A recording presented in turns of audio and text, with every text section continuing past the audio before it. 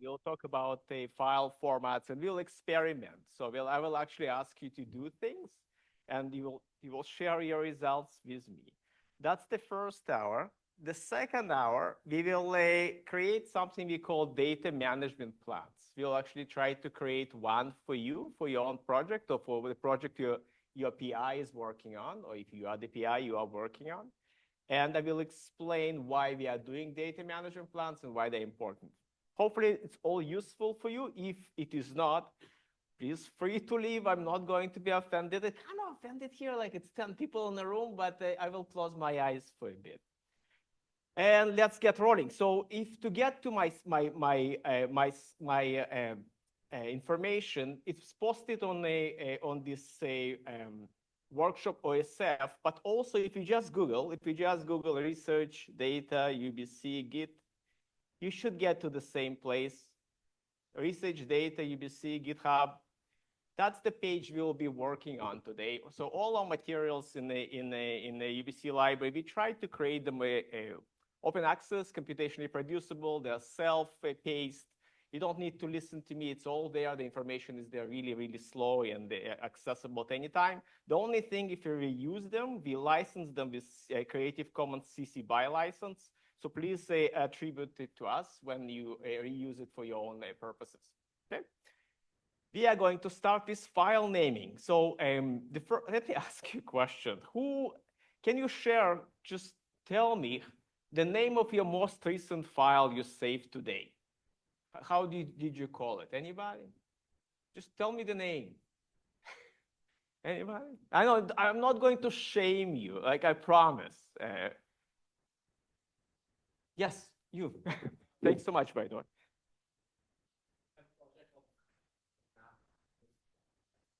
Not bad, not bad. Why did you use underscore, by the way? Because you use Python to analyze? Okay. Okay, thank you. It's great. So in general, there are three basic principles we want to keep for file naming. First, we want to make them machine readable, like our colleague here just shared. Actually, we're going to look into it. Second is human readable. And third, support default ordering. So let's get to machine readable. So first of all, we don't actually like any special characters in the file names. We try to avoid spaces, commas, carets, anything that looks like special characters in the file name. And the reason is, if you apply any programming language, be it Python or Java, they're quite sensitive for those things, and programming will not work for you well. So as a principle, as something to start with, only use alphanumeric characters and the three other items, like you can use underscores, like our colleague here did. You can use hyphens, or you can use a camel case, capitalization. It's up to you how to use it. Most languages understand most languages understand all three types. However, some languages have a preference for hyphens. So what I do personally, I have a system for file name. The most important thing is to be consistent. To be consistent, don't use special characters. Decide for yourself once how you're going to do it and keep going. So I I separate the elements in my file name with a underscore, but the elements themselves are separated by a hyphen. For instance, if I had your experiment number one, and like, let's say nano one lab, something like that. So we'll call it experiment a hyphen one underscore lab name underscore my initials. Something we will actually practice it a bit, but that's how I would do it. It's aesthetically pleasing, kind of, and it will work with any computer language. Does it make sense so far? The key is to be consistent. Let's give it a try. So I give you a bunch of recipes. Try to, people on Zoom, you're actually not allowed to use a chat, aren't you? So try to do it, you'll be allowed to use a chat. Okay, try in the chat. Try to rename, and you guys do it just on your own. Try to rename, this is a participatory kind of workshop, but the slider is not going to work for that purpose, so we'll just have to do it on our own. So try to rename those recipes by removing any special characters. See if it works for you. Oh, I can actually do it myself. Because I'm sharing the entire screen, right? I'm sharing the entire desktop. Okay. I'm going to open a notepad.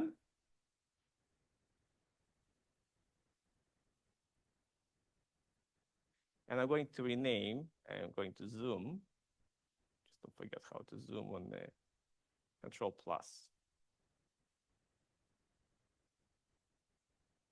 Going to rename a caret. Increase the font a tiny bit.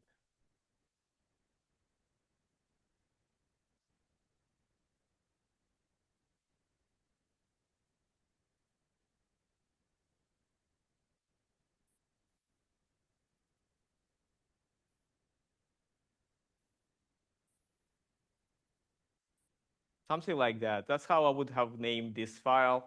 Anybody has an issue with it? Yes. Totally. Yeah. Totally. I did it just to annoy you, not you specifically, but yes, I don't like it either. And also those say kind of endings final, not are not helpful because they need no documents are ever final. Or if you want to control it, do version control, like proper version control. We'll get to it in a sec. But what do you think about my system of hyphens and the underscores? It will work. It's people who use Python will actually prefer everything in lowercase with no games. I like this one. This is how I like. Again, it's art. The only thing is to keep a consistent and not use special characters. Okay, keep going. Keep going. If you see any questions on the slide or Rachel, please let me know. Okay, are they negative comments? I don't want to listen. Okay, they're trying it. Okay, I can't see it, unfortunately. Usually I would, but we are not using Zoom chat, so I can't see it. Oh, I might be able to see it. You may be able to see it. Let me try. Maybe one of the windows.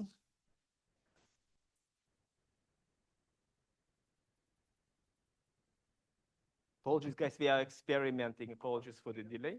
Okay, great, perfect, very good. Very, very nice. Don't see any issues with it. Very good. Thank you. Don't see any issues. It's way hotter than I expected in this room. So that's the last layer. I don't have any more, so I'm not going to address more than that. The next point I want to make, we want the file names to be human readable. And the reason is you might want to make sense of them yourself when you come back to your files in 5, 10, 20 years. We have a variety of people here, some young, some older. So can you, Roman, do you remember how you named your files 20 years ago? Did you name them well? Underscores. Okay, because you're doing coding for a long time. So that's the reason. Good for you. Good for you. I will ask you about file formats in a bit, though. So we'll get there. So the most important thing, again, to be consistent, to be intelligible, concise, but not too long. Anybody knows why we don't want file names too long? We'll get to it when we talk about directory structures, but yes. Yes, there's a character limit. Usually, if you use Windows terminal, like 254-ish. So actually, when you start adding directories, and if your directory names are too long, you're actually going to get there quite fast. So not too long, not too short, more or less. So I have examples. Some examples are very bad. Some examples are just too detailed. One thing to note: if you work in a specific program, you don't need to put the name of the program in the file name. Because the extension will actually say that. I see it a lot because I also curate research data for UBC. We have more than 20,000 data files in our repository. I see people do it. This is because I see examples. People do it for themselves, and it's unnecessary. The file extension will do it for you. So you don't need to name your program you are using in the file name. Again, not too long, not too short. We'll get more when we get to directory structures. I will explain. And the last one is the ordering, default ordering. So there are multiple ways to order your directories, and file names should be helping with that. So two ways that stand out is a chronological way. For chronological way, we have to use, or I recommend you to use an ISO standard, because in different countries, different dates are noted differently. Like in US, the months is noted a different way than in Canada. So this is standard we should be using. So if you want to use a date in if date is important in your file name, if you take measurements like once a day, twice a day on your machine, have a date, use it in ISO standard, so year, month, date. And if you need a more extensive, like hour and minutes and seconds, you can do that too.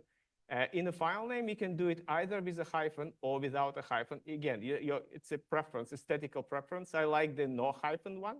However, many people like the hyphen one as well. So if a date is important, do note it, because you might actually go back and sort your files in the directory by date. The next one is more interesting, because it's for those of you who actually use coding, if you have a sequential order in which you want to perform the actions, first you need to initiate your program and then run this and then run that, you can name your files appropriately. So you can name them as logical, as steps. Step number 1, initiate. Step number 2, read. Step number 3, do something else. And this is another way of doing it. And again, depends on your preference, and the key is to be consistent. I told you, it's very basics. Unfortunately, most of us don't do that, though. So that's why we are talking about it in public. We are not ashamed, really. Any questions so far about it? Good. If you have if versions are important to you, use a leading 0 before you start the versioning, because otherwise after 10 it gets confusing. If you have many versions, like more than 100, that we use 2 leading zeros. Anybody has versions, more than 100 versions for files? You? What for?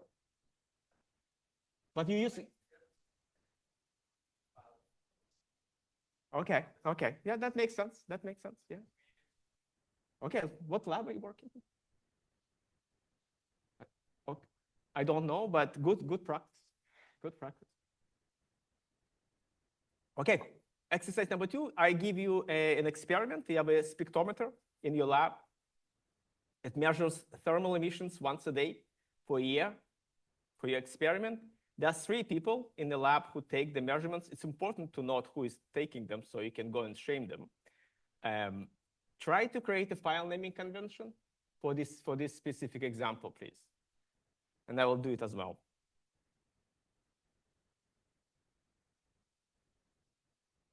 So, thermal emissions.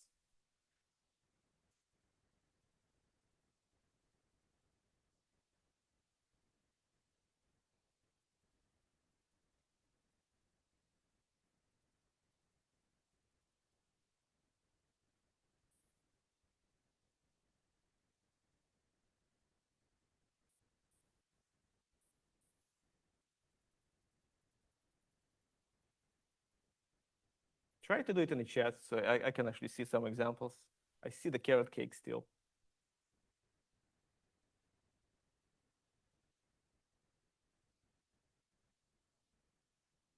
I think that's how I would have done it.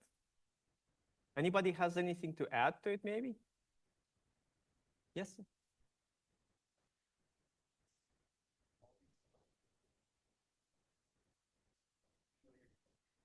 Or not, yeah.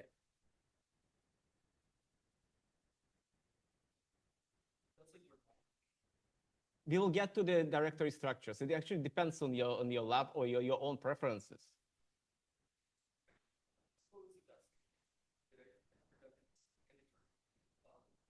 It's a great point. It's a great point. And actually, I don't know the right answer. Well, there's no right answer. It's a personal preference. I always treat data as something that will travel on its own, because you will lose directory structure. You will eventually somehow will get lost. That's why we add README files to data, because data files travel. They just move around. So I would use the full name. Yeah, because you still have 20, 30 years in your career. You might want to go back to some data. Some directories might be misaligned. I would use the full name. Good, great question though. Very, very thoughtful. Thank you. I want to see if anybody on Zoom has any comments. So we are going up or down? Okay, somebody's typing it.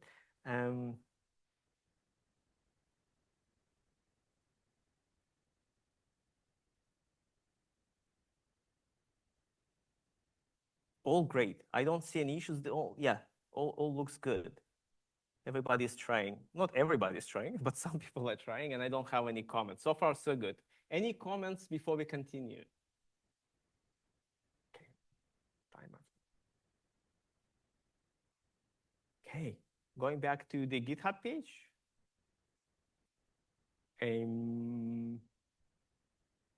Sorry, I forgot to mention on each page that I'm going to cover, on each page, at the top of the page, there is a one-pager. One-pager is a guide you can take along, share it with your lab. It's kind of summarize everything I said in a one-page format.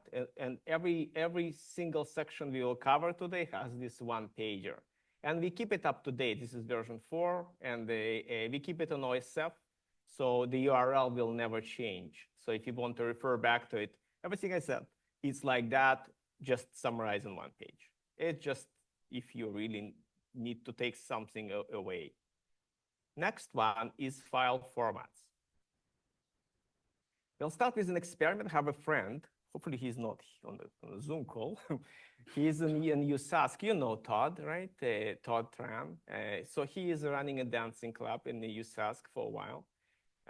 In fact, he wants to go back to his agenda in 2003, but unable to open it. Can you give it actually a try? I give you the link to this document.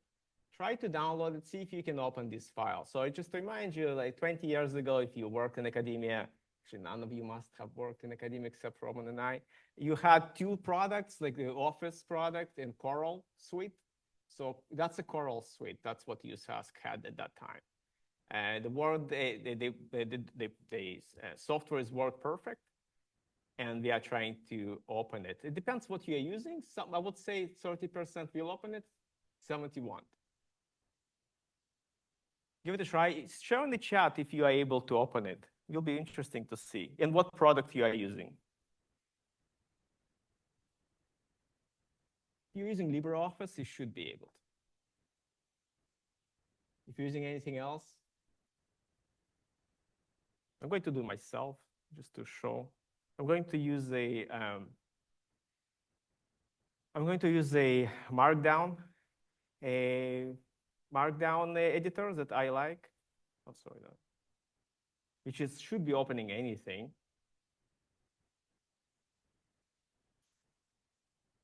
And I get that. It's a robust editor, like it should be opening anything. And that's a problem. That's a really problem.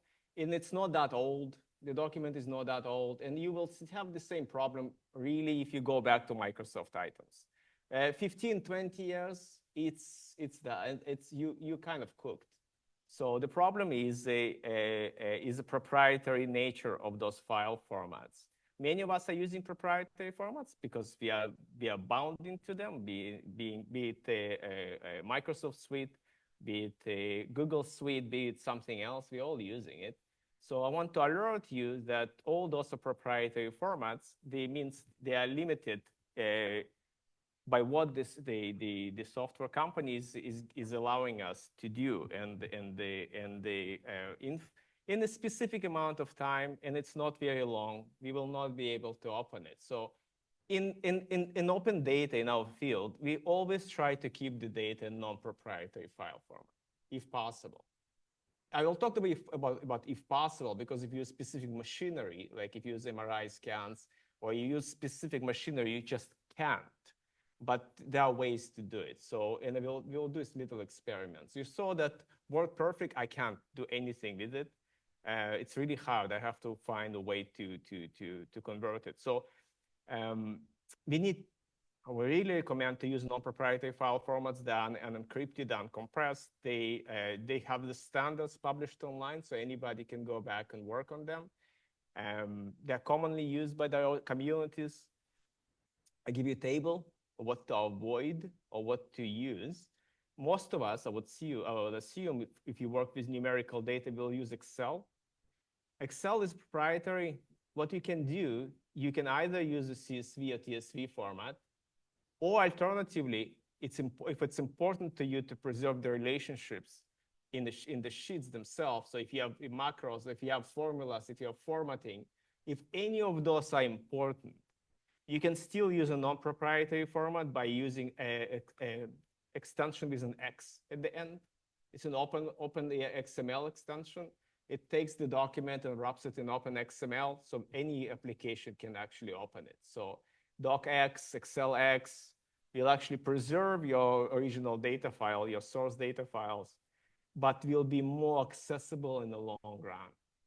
Ideally, you want to convert your data to a completely non-proprietary, like CSV, TSV. Let me ask this lab that sounds like they're doing things in a pretty cool way. Do you guys use CSV files for your data?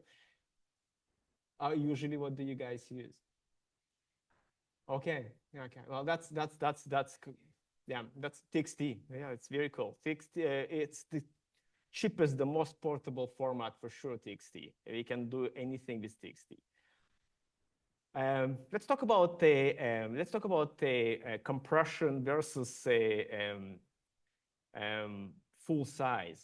Like sometimes you collect data in a very high resolution. Like for instance, we have a partnership with Banff International Research Station. They do math. We have very high quality videos from them, like really high quality videos in a WMV format. Those are very heavy, like heavy, like 1 gig per video. We want to preserve them for the future generations, but we can't really afford to preserve because we have like 10,000 of them. It's a lot of data. So what we do, we keep the originals, the WMV files, in a dark storage, in a preservation layer of storage, a specific software called Archimatica. And we take the light version, the MOV version, and put it on the web. So the 2 gigs are saved in dark storage. We really do a good job with preservation. But the light version of 300 megs, we put it on the web so people can access it for a while. If things go wrong, we have the full in the dark storage. We can go back and get it. So again, if quality is important to you, it's always a good idea. It's always a good idea to keep the source files. It's never a bad idea to actually log them as well with the README only, so you never lose the source files. Does it make sense what I just said? This is okay. Yes.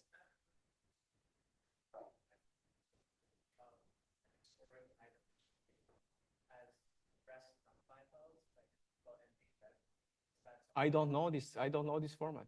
I don't. Maybe Roman, do you know? No, I don't know this format.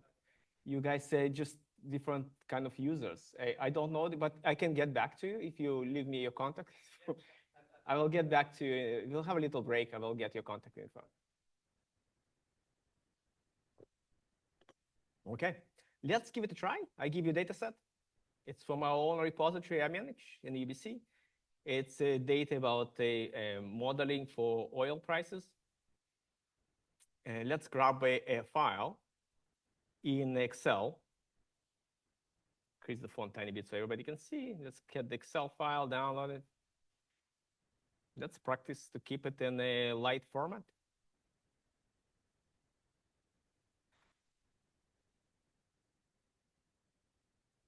I'm doing it because I want to explain what happens if you if you convert the data from original Excel to CSV. So this is the file. Hopefully everybody can see it. It's 1 sheet only. If this file had multiple sheets, like most of us have multiple sheets, or the sheets are connected, or they are calculations, or they are formatting, if they're color edit, like things on the file, conversion to CSV will not preserve any of that. So if you want to save this data for a long time, save it to XLX, or serve it as multiple Excel spreadsheets, or save it as a database. Either one of those will work. But in this case, the data is flat. Like it's not very sophisticated. So I will just save it as a CSV file on the desktop. TSV is even better, even because it's easier to understand. But let's do it CSV. Should have alerted me, but I've done this file before. It should have alerted me that you are going to lose everything in terms of formatting and so on. But now this file is so light. If I just go to my notepad, nothing fancy, just a notepad, and try to open it,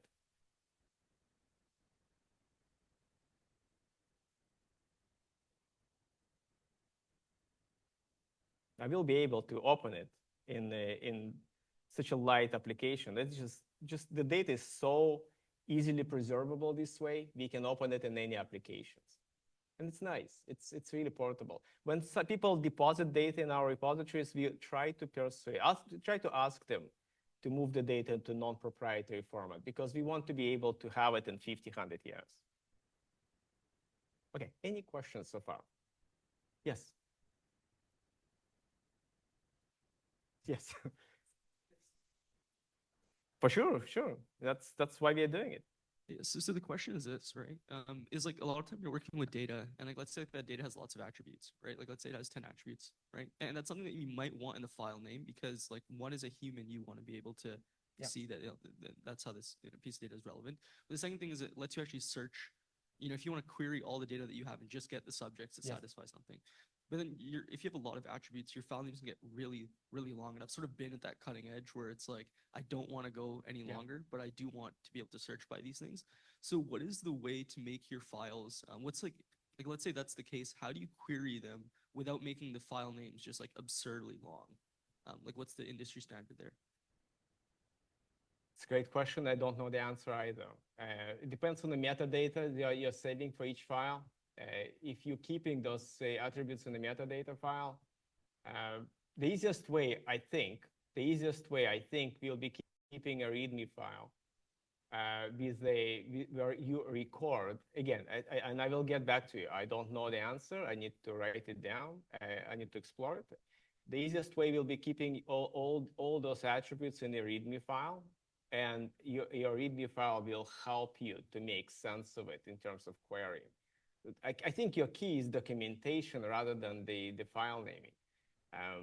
Sorry, I'm not answering it properly, but there's no magic. Like there's no magic to it. The easiest way is to have a README file, which I will get in 10 minutes or so.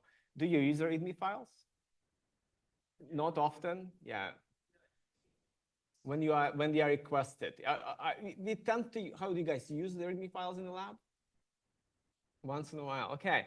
README files is what keeps your stuff together. Really, I use README files as a record of what this data is, including list of attributes. Then I'm going to go back to it and refer to it. But you're talking about data mining your files with specific attributes, and that I don't know. I don't know the answer, but I can ask our colleagues in data science and see what they recommend. Yeah. In fact, I need to start writing those questions down. So you to ask me about compressed Python, right? Okay. MDY compressed. Sorry, guys, on Zoom, I'm taking some notes that I need to get back. If you have questions, please use Slido. And I don't know the answer, I will get back to you as well. I will, in a break, I will ask for your contact info, okay?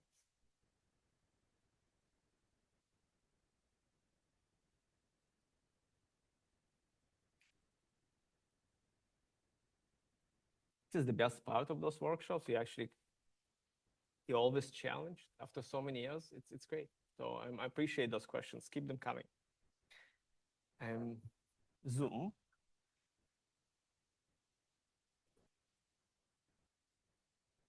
Okay.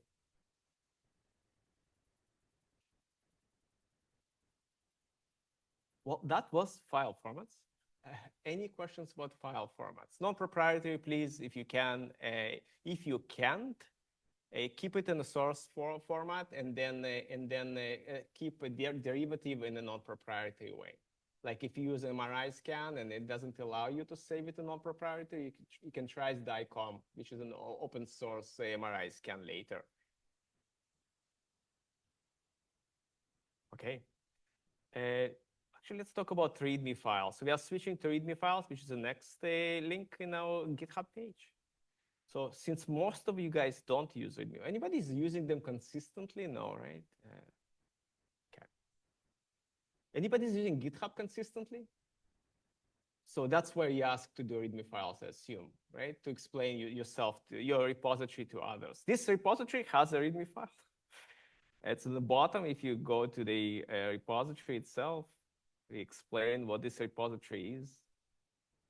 Because they're really essential. This is not very long, but it just helps you to understand what the stuff you are looking at is. To close that. Okay.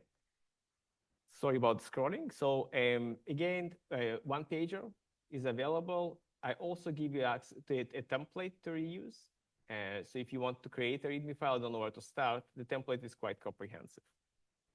Start with experiment. Please, let's get to this data set. It's also in our repository. It's in Toronto. And I ask you a question. This is the data set. I ask you a question. Oh, sorry.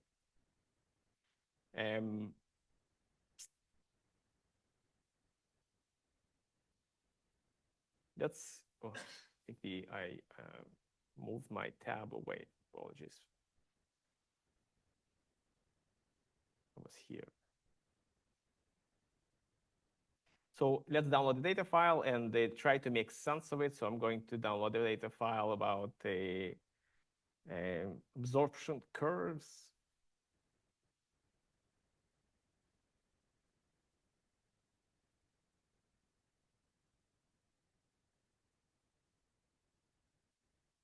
Not the best practice to put your charts inside everything. It's kind of a bit messy, especially when you publish it to the world. But how on earth would I know what INCE is as a variable? Like, would you know yourself in 20 years if you came back to it, to your own variables? You might not know. So the problem is this data set, in this specific data set, the variables are not explained.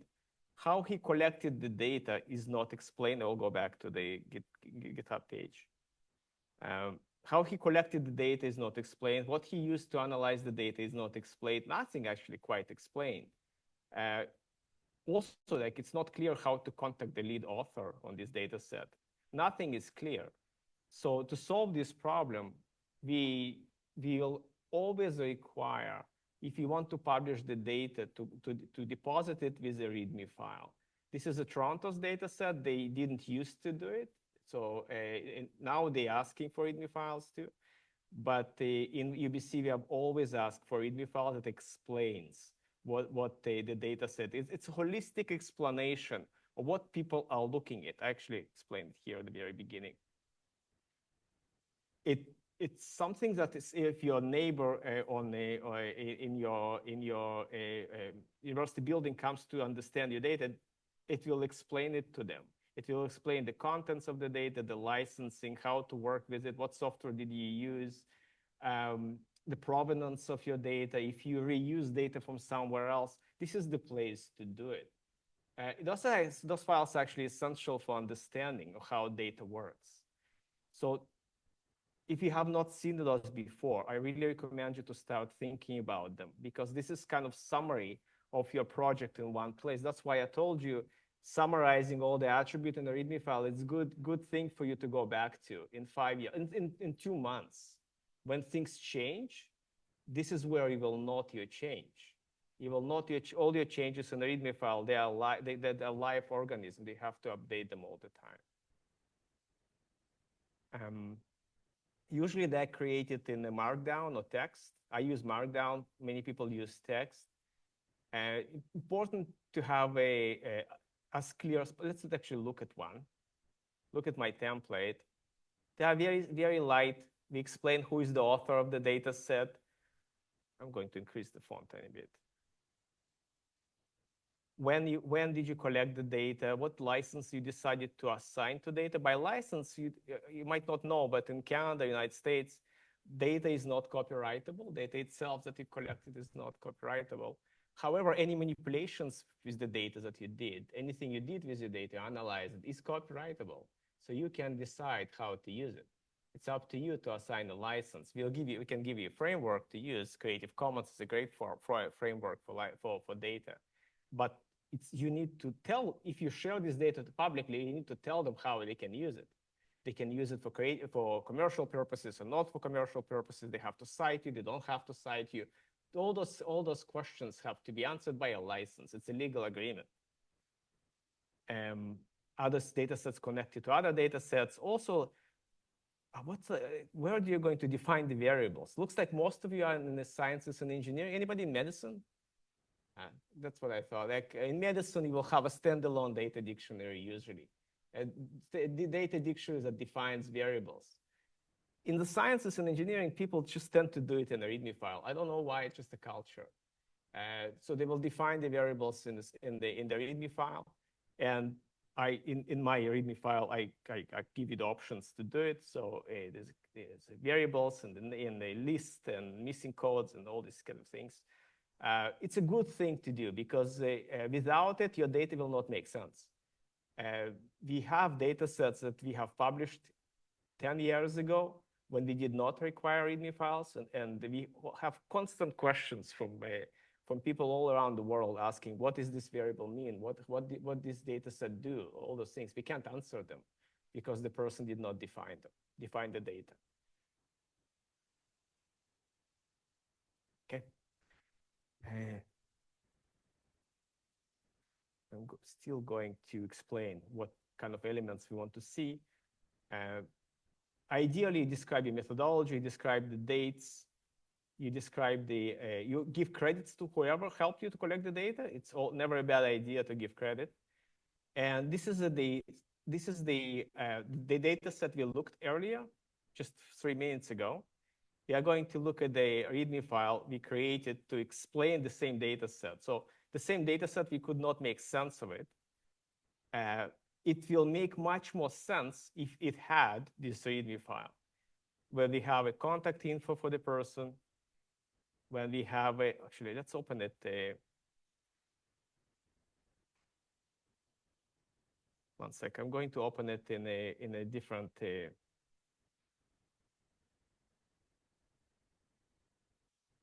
because it's a markdown, it will be much easier to open it in a markdown reader.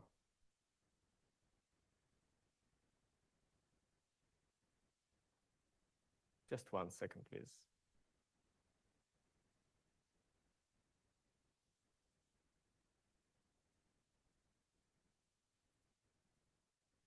Okay. Oops.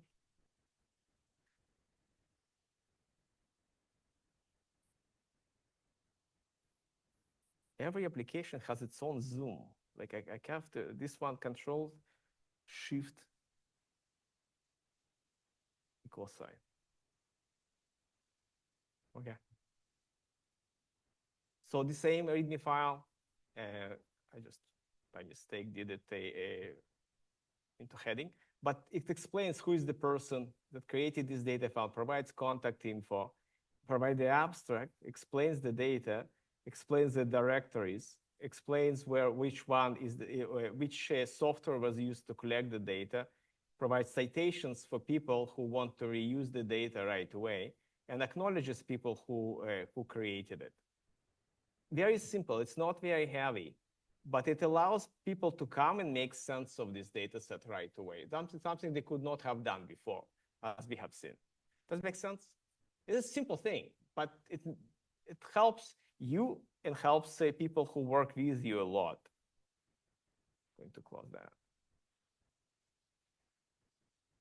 Nope. Any questions about README files? So when next time you see data sets, okay, I'm going to quickly go to UBC, Borealis, UBC, Borealis. This is our data repository in UBC. It's public facing. We have more than 20,000 data sets. If you look at any of them that we published, this is from a few days ago, you will see that for each data set, we will require a README file. That actually explains what this stuff is. This genomics, this one is genomics. You would not be able to understand it otherwise if you did not have a README file. Next one I'm going to open is not genomics. Next one is, let's try this one.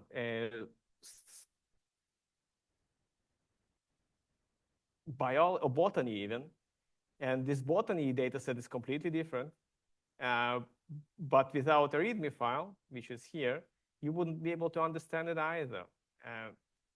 So we'll always ask you to have a README file that explains the stuff people are looking at it. And some of them are outstanding, like this one gives you a location of the experiment with the geospatial coordinates, and we can actually ship it out. We ship all this stuff out to Google Scholar, to European Union search engines. We ship it up to Google Data. We ship it to National Library of Medicine. We ship it everywhere. The more metadata you give us, we make it available everywhere. If you gave us geospatial data, we will make it available in any interfaces that can read geospatial data, like GeoBlacklight. We'll expose it so people can look for it on the map. Because again, we will not be able to do it if you don't give us this information. This information not only for us, it's for yourself, really, to make sense of it yourself. Okay. Next one is directory structures.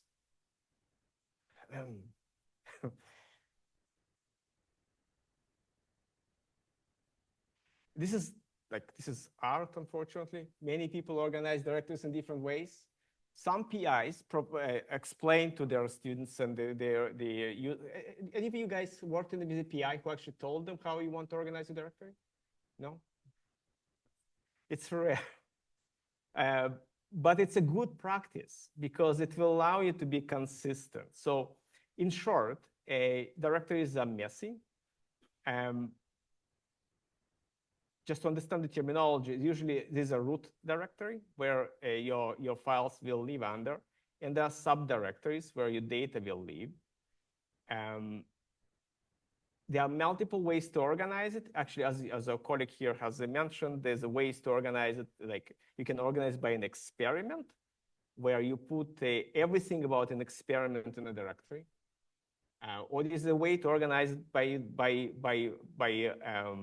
by components, like a data component or analysis component or visualization component. There are multiple ways to do. The key is to write this down in your README file, the way you organize it, and keep it together with your stuff.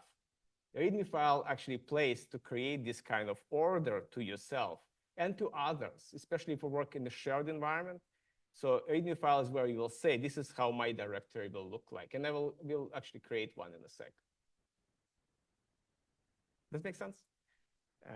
I'm starting to lose. We will have a break in a bit because 45 minutes of this technicalities is a bit too much. That's why my plan was to have a 1 hour workshop and then another 1 hour, but we'll have a little break.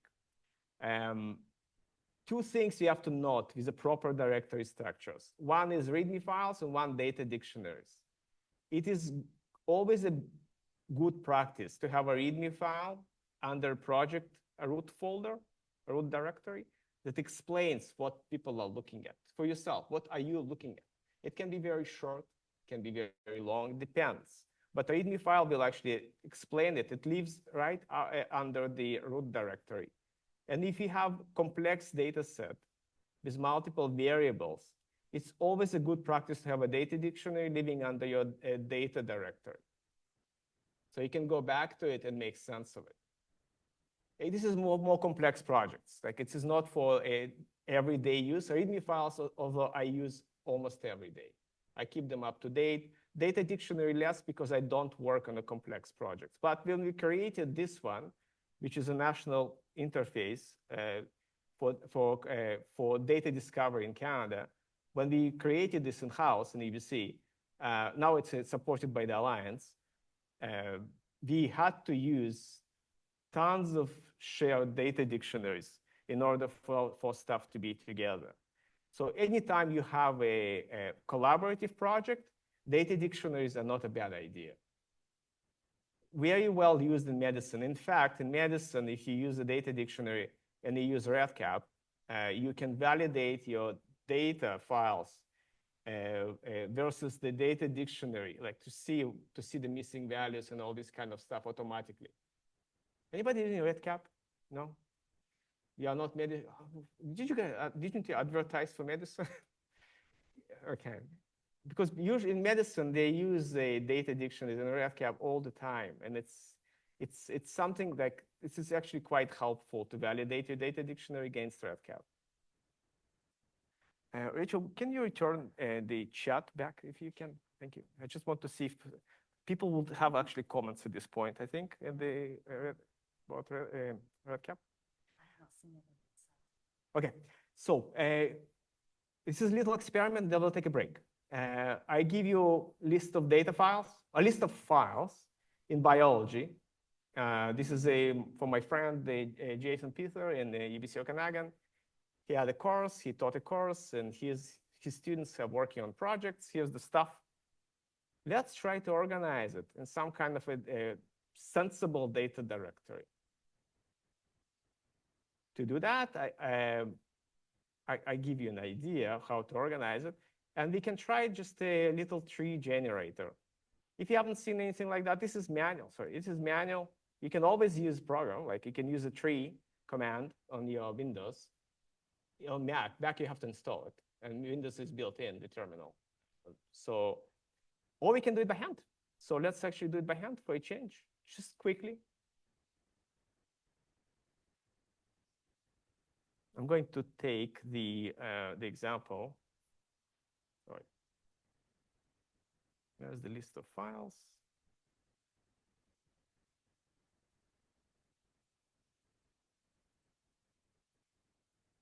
Do try to do it. It's a nice little exercise. You will see how much more sense it immediately makes.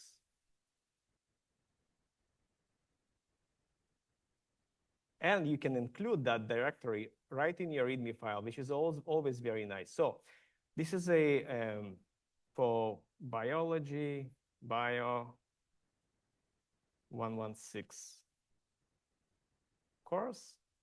So I collected, I can see some data files.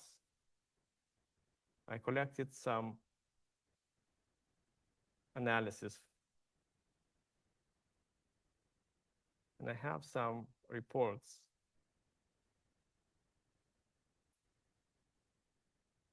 I use tab button to indent, and I use shift tab to unindent. So I'm going to take those data files, which are not named too bad.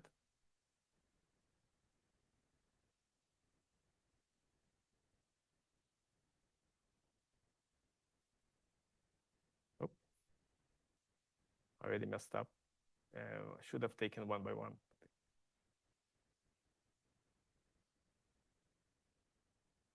I'll just take a couple. I know it's annoying, but if you haven't done it ever before, it's not a bad practice to try once.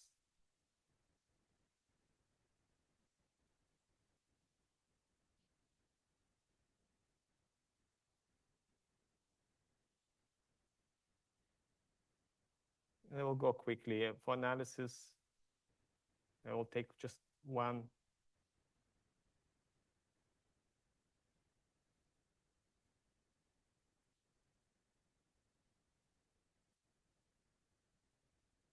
This is a real life example. It's actually really used in his class. And we used it multiple times to show how things could be done in a better way.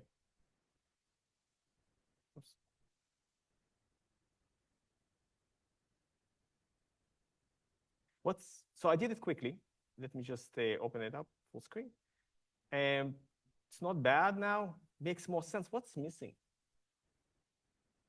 I was preaching like for you guys for the last 10, 15 minutes. What's missing? README file, thanks. You paid attention. So where do I put it? I will put it in a root directory because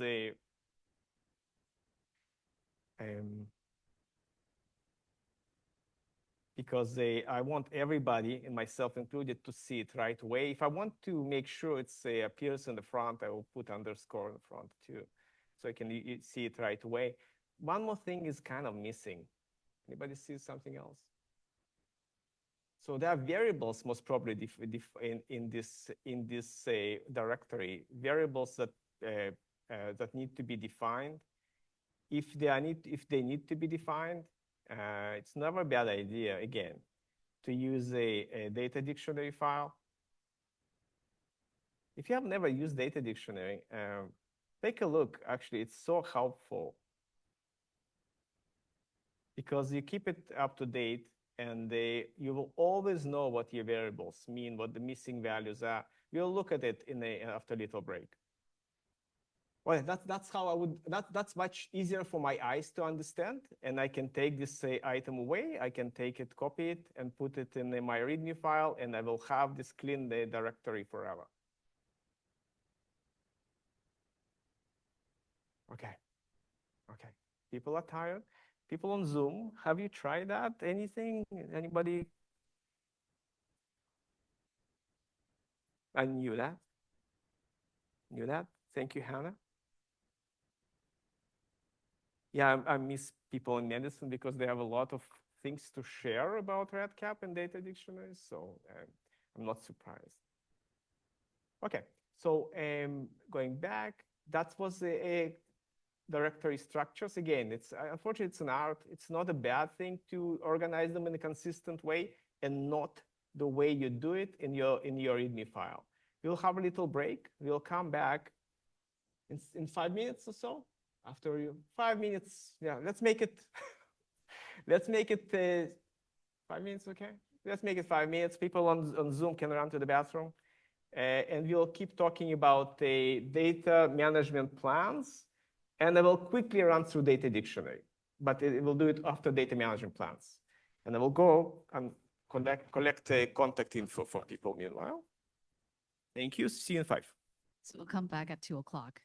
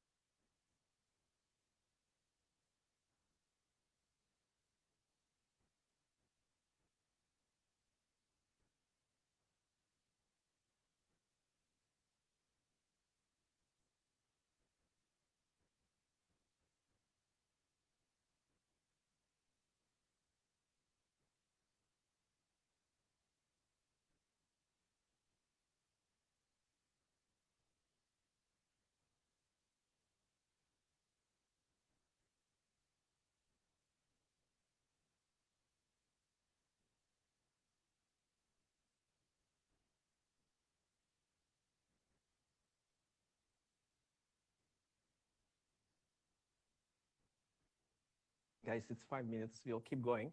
I won't keep you too long. If you thought the previous section was was boring, I apologize for the next one. The next one is and I see the attrition is very low, only one person left. It's very encouraging. It's a lot of percentage in a room of 10 people, but still, still very nice. Thank you for staying. So the next section is about data management plans. It's completely different beast. So let me explain to you what data management plans are. If you came for this workshop for the data management plans, then means you actually need them.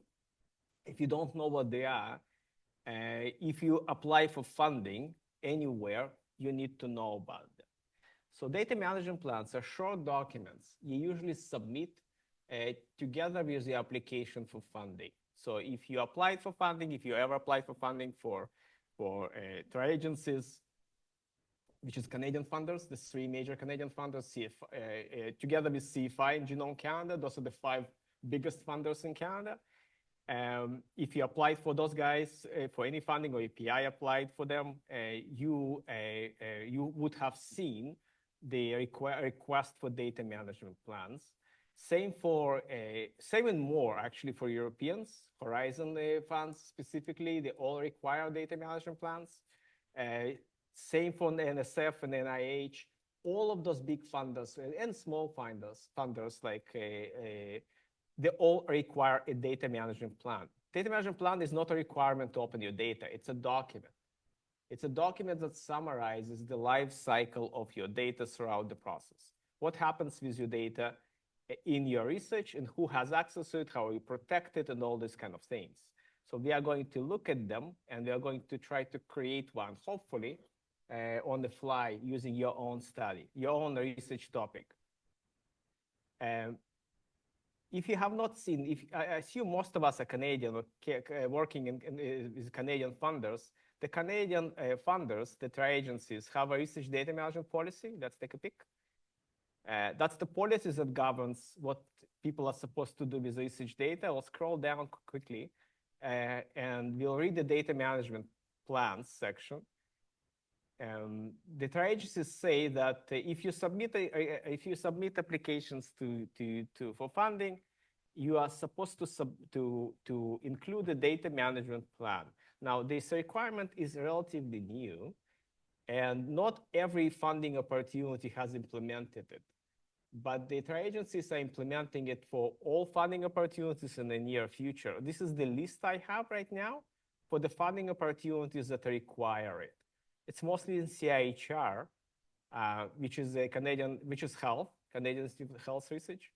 I think, again, since most of you in science and engineering, you work with NSERC, and NSERC has one only that requires data management plan. And SHRC has the biggest grant, the partnership grant that requires it. But the idea for the tri-agency is to start requiring it for every single funding opportunity, starting with 2023. So it's slowly introduced, so more and more and more every year. Everyone eventually will require a data management plan. It's a document. Again, it's not a requirement to open your data, which is a different kind of beast as well, because we have a data repository to keep your data as well. But we're not talking about it today. So for the last 10 years in Canada, we have a piece of software, open software that we created that will generate data management plan for you. The software is called DMP Assistant. So let's actually go to DMP Assistant, log in with your username and password, use UBC username and password, and we'll try to create a data management plan for you for your own topics. So that's all your topics that you work with your PI. Oh, it will be very embarrassing if this application is down, actually. I haven't checked. The link. Okay. DMP Assistant. The link is wrong. So I did not change the URL in my GitHub. URL has changed. And it stopped redirecting. So if you just Google DMP Assistant, you should get it, and it'll log out so you will all see the same. It's a piece of software we created with a bunch of questions. If you answer the questions, we create the DMP for you. It's questions, answers kind of thing.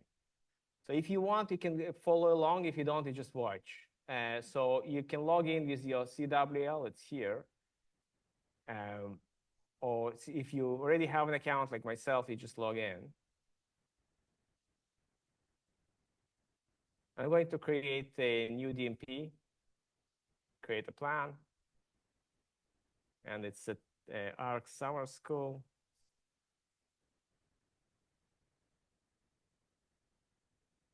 Test. And I work in the University of British Columbia.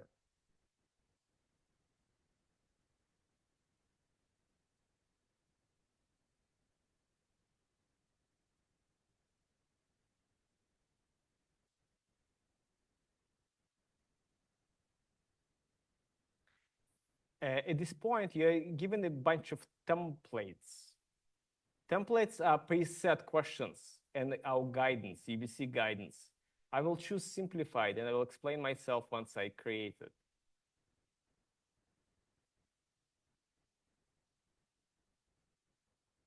Okay. I'll go to GitHub, back to GitHub page, and click on a simplified data management plan. That's what we will be following. The end result of this, what we are going to do, is a one-page or two-page document you can attach to your grant application that summarizes what happens with your data through the life cycle. In many labs, they use data management plans also as an opportunity to summarize all things data, like everything, how it happens. I'm looking at the UBC Balance Center. It's in human kinetics. They have multiple PIs, many trainees, many students, and they use data management plans as a way to summarize their work with research data in one place. So it's used by different people in different ways. Funders do require it. If you apply for Horizon or for agencies, you'll need to attach it. Okay, simplified DMP. So it has 6 questions. Quickly take a look. It has 6 questions to answer, and let's quickly go over them. Those of you on Zoom, please let me know if you're unable to log in to DMP Assistant, and we are going to work through some questions now. We'll use your examples, the stuff you're working with right now, So the first question, and I have my guidance here in the GitHub. The first question is about ethical, legal, or commercial considerations. If you work with people, again, I didn't know who is going to be in the audience, but you guys actually sounds like you don't work with people too much. Which is super surprising, because the vast majority of people who work with data in UBC actually work with people. And if you work with people, you need to have ethical approval for working with people, or ethical approval for your data. And you actually have to explain yourself, both in your ethics application and in the appropriate ethics application. If you work with BRAB, behavioral ethics, or CRAB, clinical ethics, both of them have sections about research data. You guys work with people, looks like? Yeah. What did you guys do, BRAB or CRAB? Yeah. You don't? Okay, yeah. So both ethical boards, I actually have 5 ethical boards, ethics boards in UBC, but both BRAB and CRAB have a guidance, what to say in order to make your data public. The problem is, again, if you have a consent form that you collected and you did not mention, questions there? Okay, thank you. If you, in your consent form, if you did not mention that this data will be, you are making it public, and then you go to a publisher, you want to publish an article in, let's say, Nature or PLOS ONE, and they're actually asking you to see the data. And it's super frequent that it happens. Many journals nowadays want to see your data. If you did not ask for it in your consent form originally, you're screwed. Like, there's nothing you can do. So it's always a good idea to include a blurb in your consent form that this data will be anonymized and available on the public repository. Both BREP and CREP have a sample language for you to use. If you don't do that, if a journal asks, to see your data, you won't be able to publish it. It happens all the time. Same with commercial. Let me just quickly find the problem. I messed up here my notes.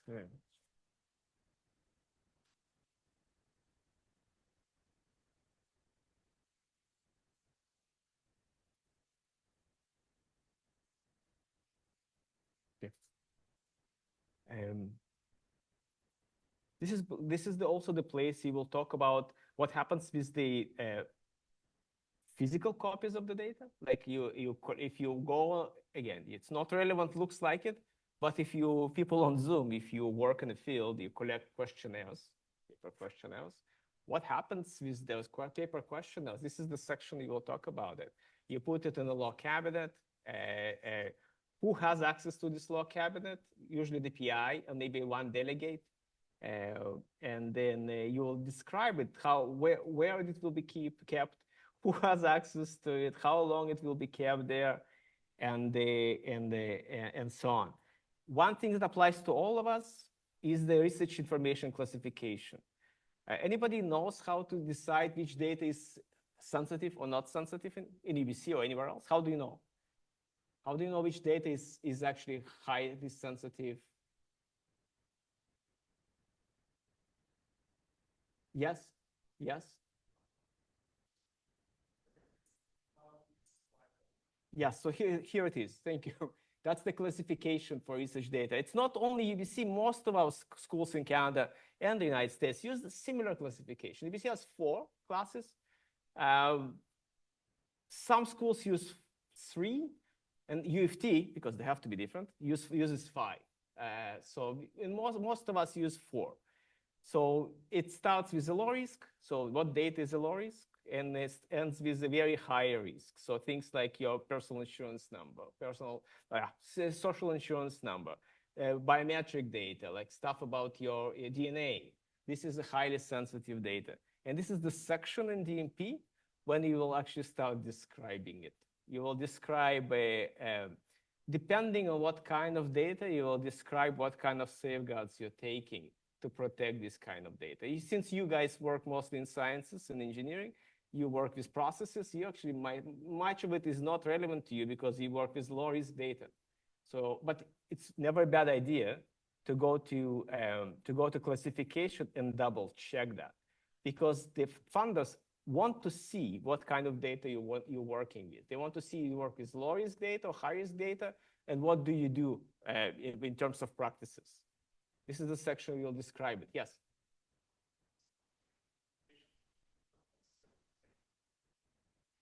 Great question. Great question.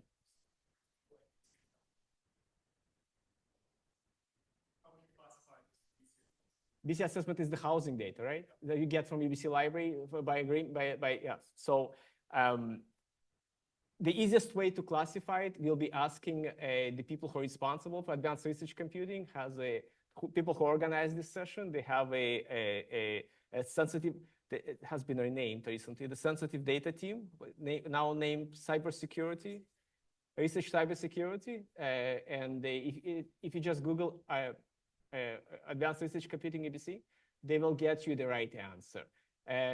The data sharing agreement, the DSA, that we have signed with BC Assessment governs it. So the data sharing agreement supersedes the risk as well. So you have to be governed by the agreement we sign on your behalf. But again, this is the section in DMP where we will answer those questions.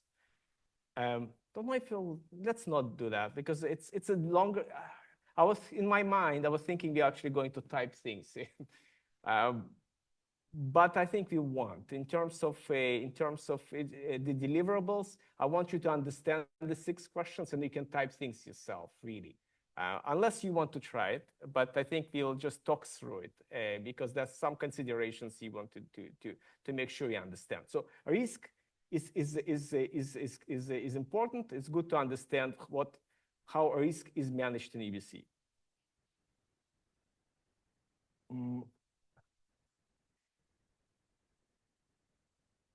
If you work with high-risk data, again, and most of you guys don't, but so if you work with high-risk data, you might need to start thinking in different terms what you're used to. You might need to have one computer only to analyze this data and have a very restricted access to this computer.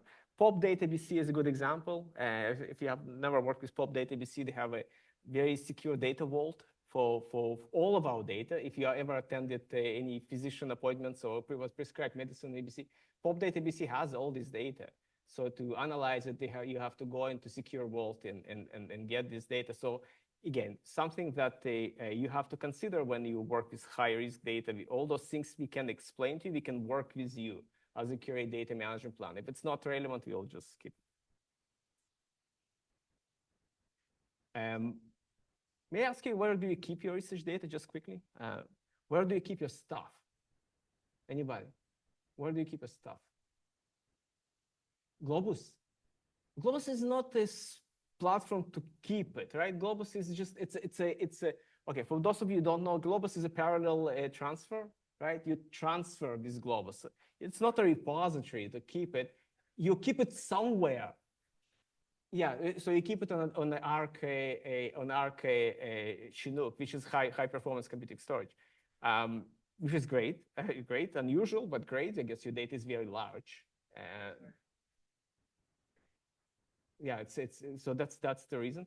Most of us will, like majority of us, will keep our data in OneDrive. And OneDrive is actually approved in terms of risk management as a place to keep your data. It's not a bad place. It's never a bad place. And we explain it here in the under data storage.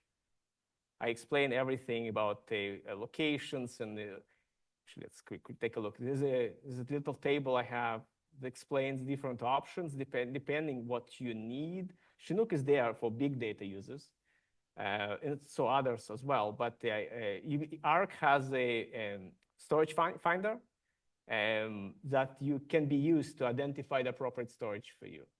So if you work with big data, it will lead you to a different place. If you work on tiny, small data, OneDrive is perfect for you. You don't need to work anywhere else. And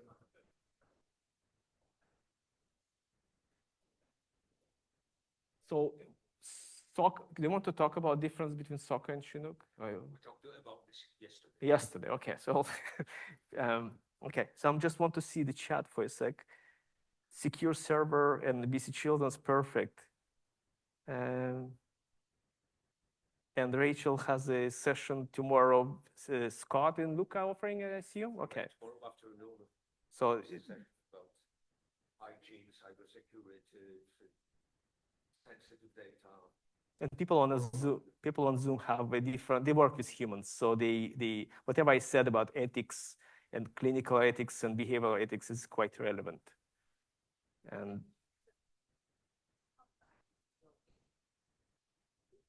DMP Assistant doesn't load because Julia most probably followed the link I have in the GitHub, and I have not updated that link. If Julia can just Google DMP Assistant, she should get to. They should get to the appropriate place. If you can answer that, Rachel, it'd be great. I have not updated the link. It takes you to. I thought I did, but it takes you to the depreciated link. Next section is about describing your data. So if I go back to the questions, the next section in DMP, and by the way, for each question we ask on DMP Assistant, we give you the UBC guidance. This is UBC guidance created collectively between UBC Advanced Research Computing, UBC Library, UBC Ethics, UBC Spark, Faculty of Medicine. We all work together to create this guidance for you. If somebody needs to create a DMP, you will please follow this guidance, and like comprehensive UBC guidance just updated in last month, in May 2025. So all the stuff is fresh, including the links. And again, if you work with sponsored research, it just takes you to different places. The next one again is about describing your data, and this is yes, sorry, yes. Oh, right, different platform, yes. I'm afraid oh, great.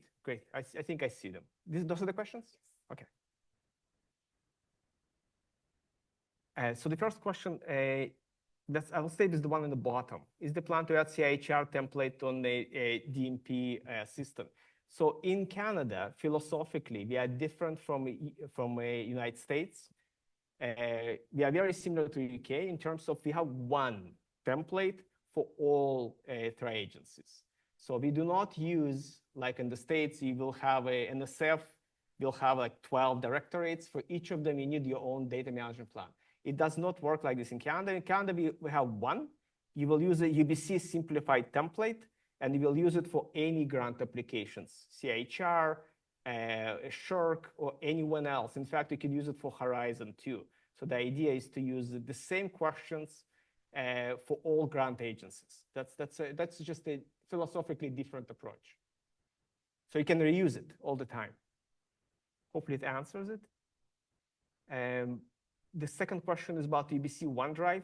If I may quickly take you to UBC ARC. And I'm not working with ARC, for ARC, but UBC Advanced Research Computing has a very nice section. No, I'm actually going to talk about OneDrive and Teams.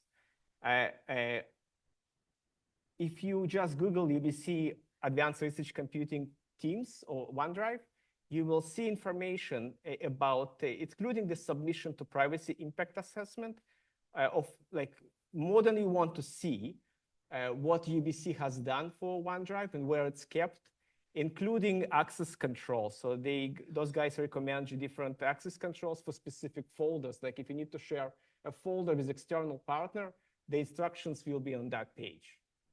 They have done a very, very good job summarizing all information of using OneDrive for research and the differences between OneDrive and Teams. Hopefully that answers this question. It's all in Canada, which is an excellent question in terms of FIPA compliance. It's totally in Canada, so it's all good. Going back to slide, let's see if anybody else. Okay, Zoom questions. Thank you, Rachel, for posting the link. So we are in the question number 2 in DMP is describing your data. This is where you will actually need to talk about your data types. What kind of data you're working with? If you work with video data, marker data, gyroscopic data, various things that you would actually use. This is the section to describe it. Also, this section to describe your size of the data. And when you talk about size of the data, it's never a bad idea to actually think about data as because you keep your data in one place, but it's actually duplicated. Like every data file you put in our repository, we triplicate it. We have 3 copies of this data file across Canada. So instead of let's say 500 gigs, it's automatically 1.5 terabytes. So mention that in your data management plan because the data agencies most probably want to know that. This is the section to talk about data sizes. If you work with indigenous data, and I assume most of us here in this room do not, we have a section working with indigenous data. It's very different. We have to work in very respectful way. We use OCA principles and the CARE principles. We have a lot of indigenous data in UBC repositories, dozens of data sets, and I'm happy to talk to you guys about it if anybody is interested. We do have examples of well-done collaborations with indigenous communities. This is a section to talk about the file formats, whether your data is proprietary, non-proprietary. The tri-agencies always like to see you guys working with non-proprietary data formats because they fund you and they want people to access this data in the long run. Just want to see the question again. It says I have some more guidance.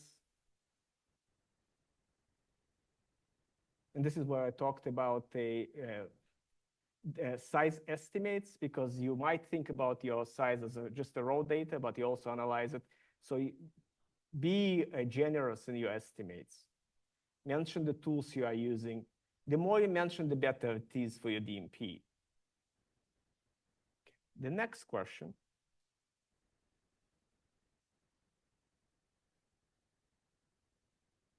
is documentation.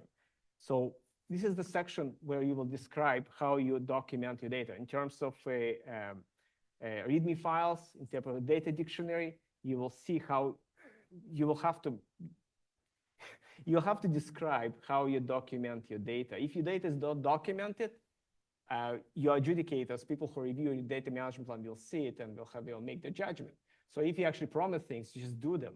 If you say I will have a README file, actually have a README file. Right now, tri agencies are not monitoring you, but in the States, the monitoring has started. They're a little bit ahead of us. So NSF actually goes and checks people DMPs versus what they actually have done.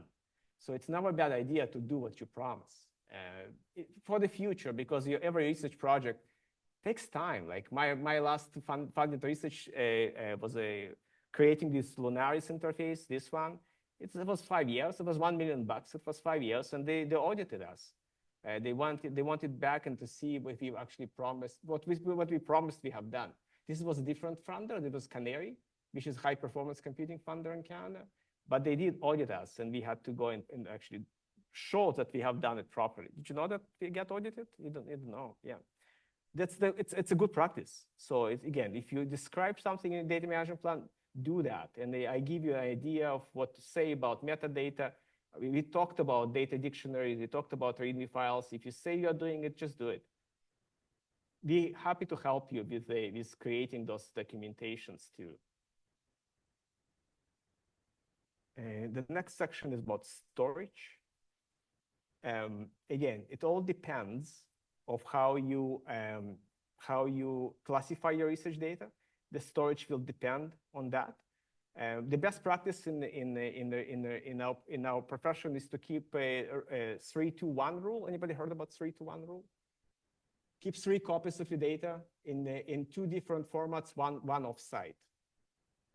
So 3 copies, 2 different formats. So one might be on an external hard drive, one in the cloud, one on your laptop, one in the cloud.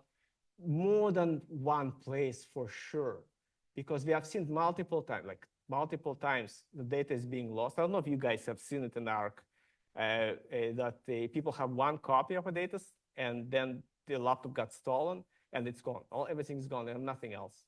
So I actually don't keep anything. If somebody steals this laptop today, I don't care.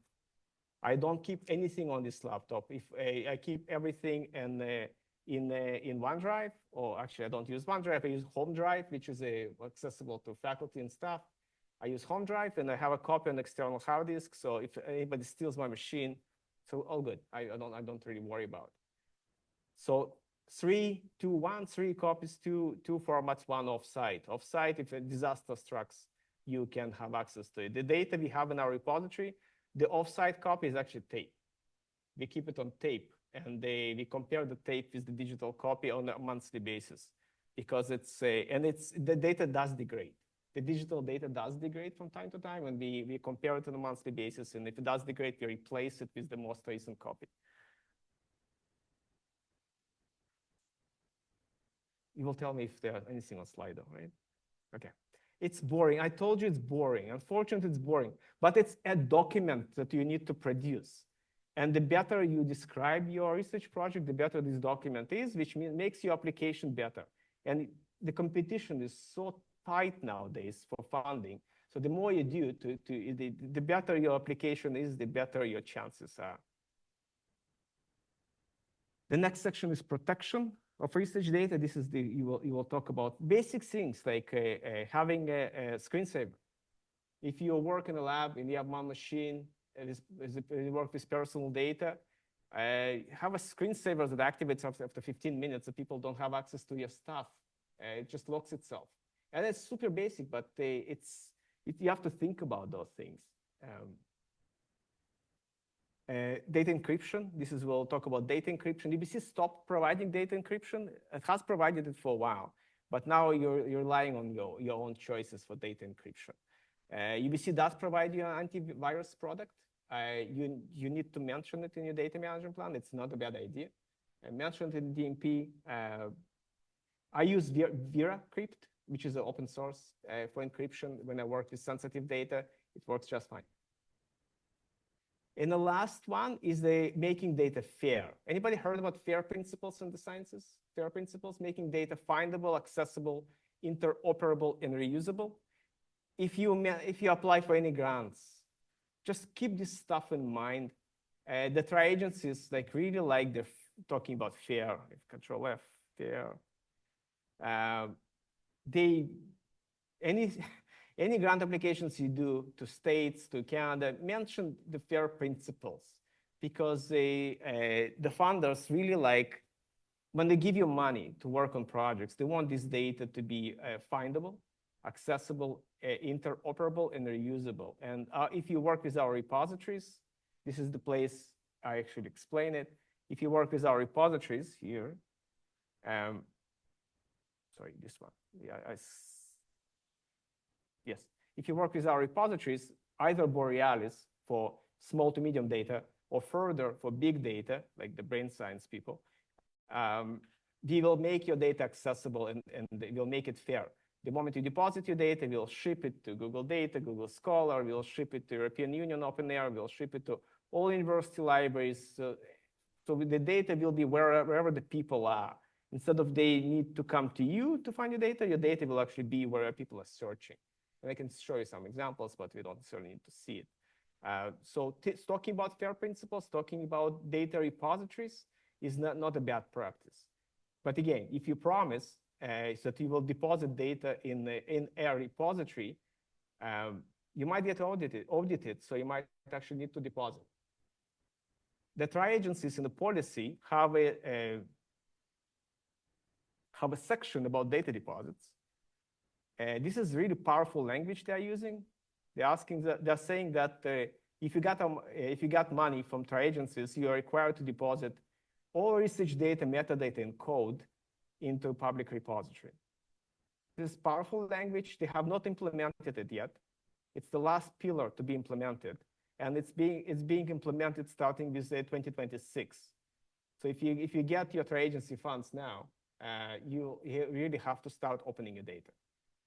And we have the repositories for you to keep. If you work in the States with American funders or private funders like Alzheimer Foundation, they have asked for a while to make your data open. And in our repositories in UBC can comply with their requirements. So those are, yes?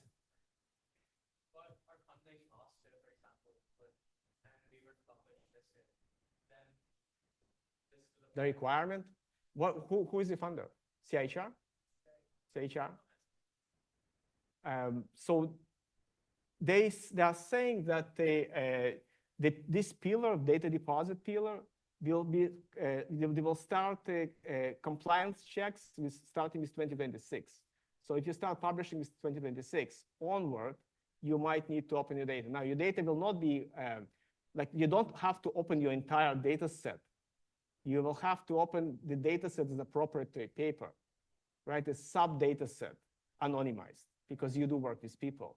Anonymize, and we can help you with anonymization, and then they open this subset on our repository, Borealis.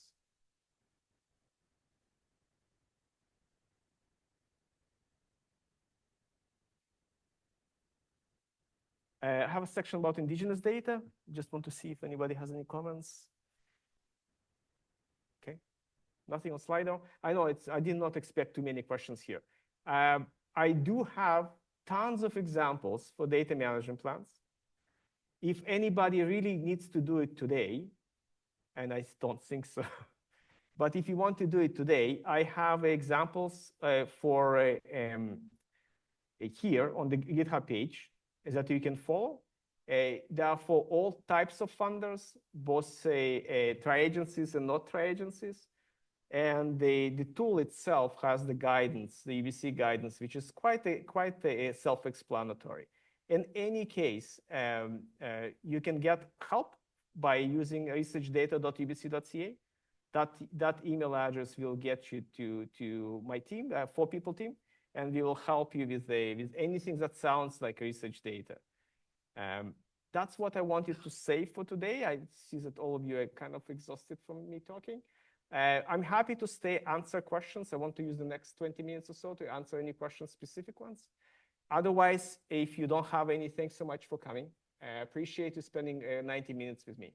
Rachel, have a... Yeah, we have the post-session survey. Would you Okay, be right, so right, kind right. to Yes, share thank you. that? Yeah. Thank you. Here's the link. And you changed the URL, right? Yes, I did. Okay. I hope it displays on Zoom too, so people can grab the code.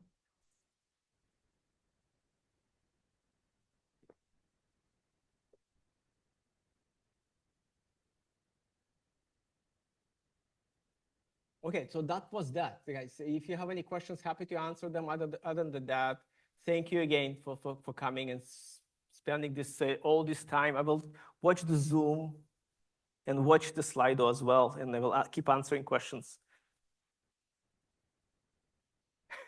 Nobody wants to leave. I know, you're just asleep. People on Zoom, if you unmute yourself, I think I might hear you, right? Or might not.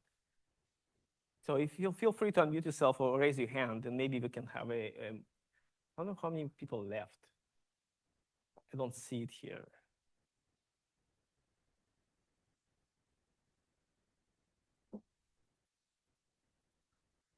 Hope it's okay that we finish early, right?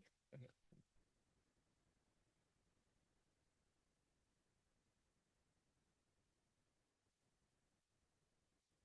And those individuals who ask questions, I will get back to you most probably early next week, okay?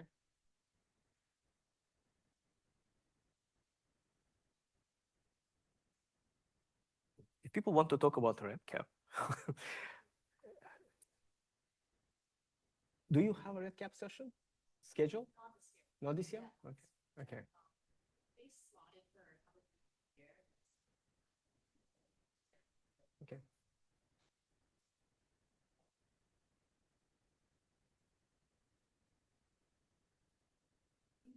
We still have 20 people on Zoom. Hopefully. Thank you, guys. Thanks for coming.